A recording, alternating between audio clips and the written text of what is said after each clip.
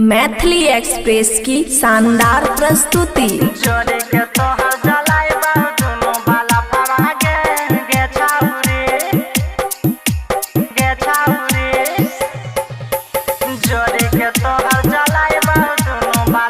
खुशी recording studio बलुआहा। रहत जरने तर तोहर रहत हमर हिंदी लगे रहत जरने तर तोहर रहत हमर हिंदी लगे जोड़ी के तार जलैबौ दुनू बाला फवागे गे छौरी जोड़ी के तोहर जलैबौ दुनू बाला फवागे गे छौरी गे छौरी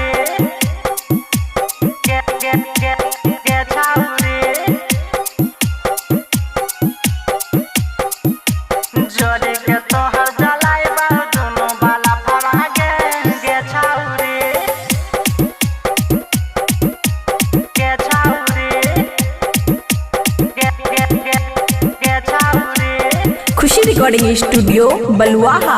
रहतो हमर तेल तोहर रहतो न जनवा गे छौरी रहतो हमर तेल तोहर रहतो न जनवा गे छौरी जोड़ी के दुनू जलैबौ तोहर बाला फवा गे छौरी जोड़ी के तोहर जलैबौ दुनू बाला फवा गे छौरी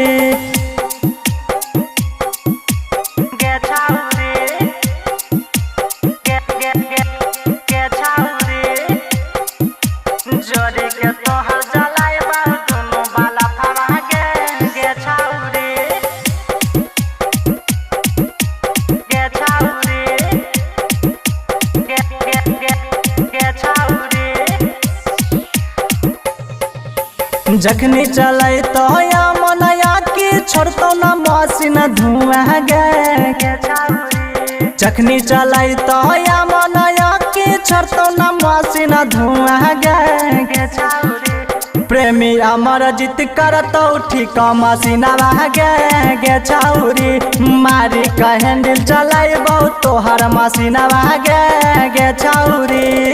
खुशी रिकॉर्डिंग स्टूडियो बलुआहा।